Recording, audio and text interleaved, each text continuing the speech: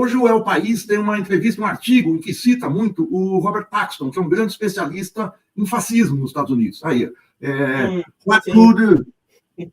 Tá pequeno agora? Não, dá para ver, dá para ver. Dá para ler. What could go wrong? O que pode dar errado, né? O Paxton diz o seguinte, que ele não considerava, em 2016, o Trump fascista, mas depois da invasão do Capitólio, ele passou a considerar. E grande parte da intelectualidade, de ativistas, consideram o Trump fascista, e você chama de fascista aqui também. O fascismo pode voltar? E por quê? Então, aí eu diria, em um certo sentido, o fascismo nos Estados Unidos nunca foi embora. Ou seja, os Estados Unidos é o país do Ku Klux Klan. Os Estados Unidos é o país de presidente dos dois partidos, deportando imigrantes em massa.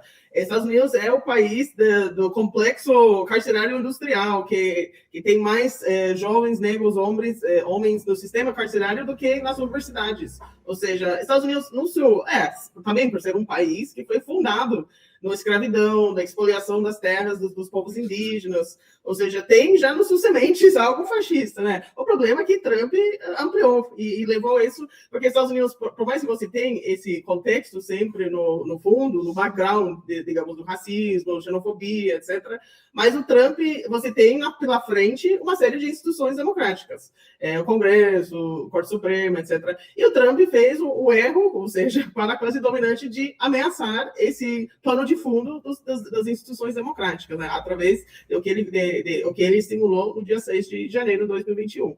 Então, eu acho, o problema é que ele já fez isso, então o que a gente não sabe é o que poderia acontecer depois. Ou seja, o que eu não tenho dúvida, por exemplo, se ele terminar perdendo as eleições, ele não vai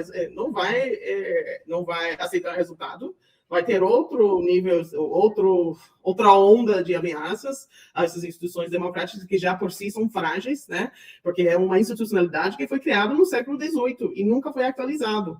Então, enfim, mas vamos ver. Mas eu acho que sim, existem riscos reais para mais ameaças às instituições democráticas norte-americanas, absolutamente. Agora, Jana, hoje a Folha de São Paulo faz uma síntese de algo que eu já vinha percebendo, é que a economia americana não está mal. Aliás, ao contrário, eles estão crescendo no nível razoável, quase 3% do PIB.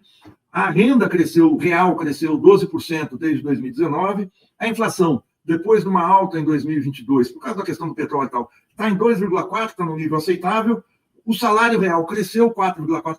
O emprego é praticamente pleno emprego. Qual é a insatisfação com o governo democrata do Biden, que faz metade do eleitorado preferir o Trump, pelo menos nas pesquisas? E realmente, uma das grandes razões que esses eleitores que participam nas pesquisas estão dizendo que a razão que eles preferem o Trump é pela política econômica dele.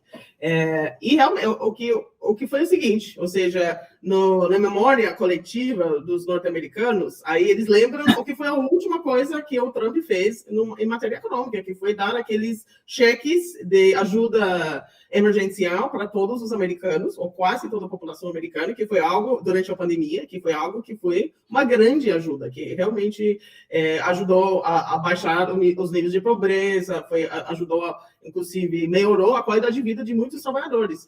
Então, eles têm isso na cabeça. E também lembra que no período do Trump foi um período de baixíssima inflação. E também baixíssima inflação, baixíssimo desemprego. Então, aqui foi, por mais que o desemprego baixou bastante, está já no seu nível, digamos, estrutural, entre 3% e 4%, e a inflação também está num nível absolutamente controlado, também em torno de menos de 3% anual, mas tem essa lembrança de só 2 anos atrás, 2 anos, 2,5, de ter uma inflação bastante expressiva para os norte-americanos, até um ponto tão alto, e foi concentrado em bens e serviços do uso essencial, ou seja, o preço da gasolina, o preço da comida, preço do aluguel. Então, são coisas que têm um impacto real no bolso dos trabalhadores. Então, por mais que esses preços estão um pouco mais sob controle, as pessoas têm essa memória bem recente sobre esse problema.